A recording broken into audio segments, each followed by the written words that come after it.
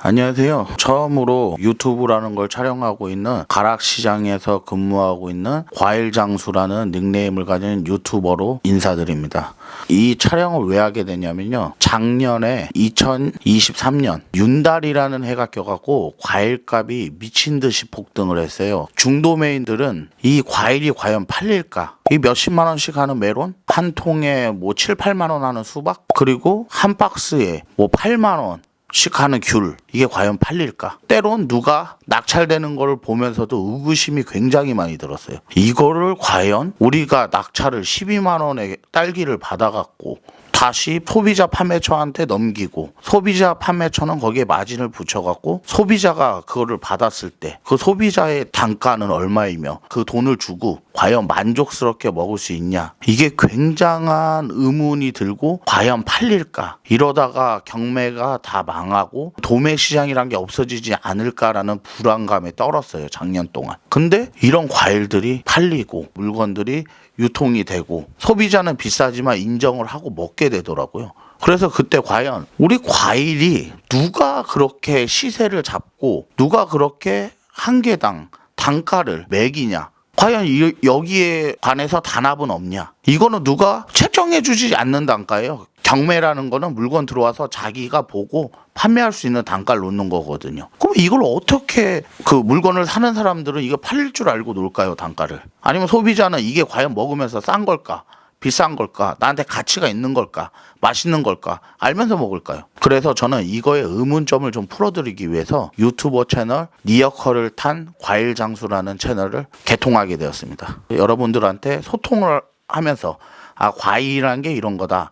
이런 사람들이 이렇게 하면서 과일을 만들어내고 또 때론 이렇게 경매를 보고 때론 위탁이라는 판매를 통해 갖고 물건을 받고 그리고 이거를 모아서 소비자한테 판매될 수 있는 곳으로 보내는구나, 이런 걸 알려드리기 위해서 유튜버를 하게 된 과일장수입니다. 다시 한번 인사드릴게요. 과일장수입니다. 자, 여러분이 살면서 과일이라는 거를 많이 접했을 거예요. 꼭 접하지 않은 사람은 없을 거예요.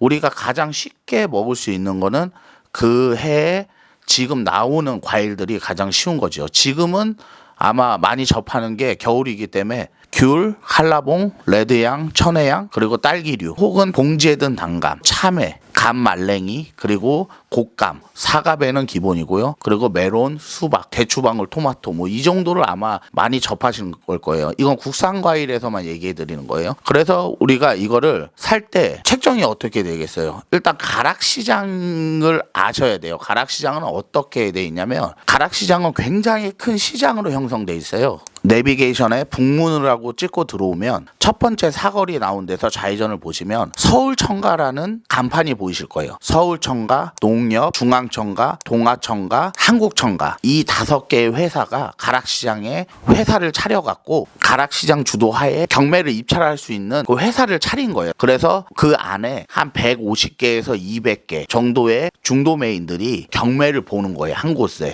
5개니까 최소한 뭐 7, 800명이 경매를 보겠죠. 더 될 수도 있고요. 그래갖고 거기에서 나오는 물건들, 농사 짓는 분들이 보내주신 물건을 받아갖고 어떻게 보내냐면 회사가 내려가갖고 회사 직원들이 영업을 하는 거예요. 저희 뭐 서울청가, 때론 중앙청가, 때론 농협 이쪽으로 보내주시면 저희가 경매를 잘 받아들여갖고 손해보지 않게 팔아드리겠습니다. 이렇게 해갖고 농부들이 우리 쪽으로 보내는 거를 우리가 경매를 보는 거예요. 그러면 물량이 같은 딸기가 굉장히 많으면 당연히 경매 보는 사람은 싸게 경매를 받으려고 그래요. 그리고 물건이 적으면 굉장히 비싸게 살 수밖에 없고요. 때론 자기가 거래하는 곳에서 세일 혹은 행사가 걸려 있을 경우 우리는 어쩔 수 없이 물건을 사줘야 돼요. 사갖고 거기에 납품을 해줘갖고 소비자한테 안전하게 배송될 수 있도록 하는 것이 저희 중도매인 업무이자 임무라고 보시면 돼요. 그래서 우리가 가락시장 내에서 낙찰받는 물건들을 저희 가게로 다시 가지고 가요. 보통 자기 점포로. 그래서 서울청가 내에 성부 유통이 저희 점포면 그쪽으로 물건을 다 가지고 가서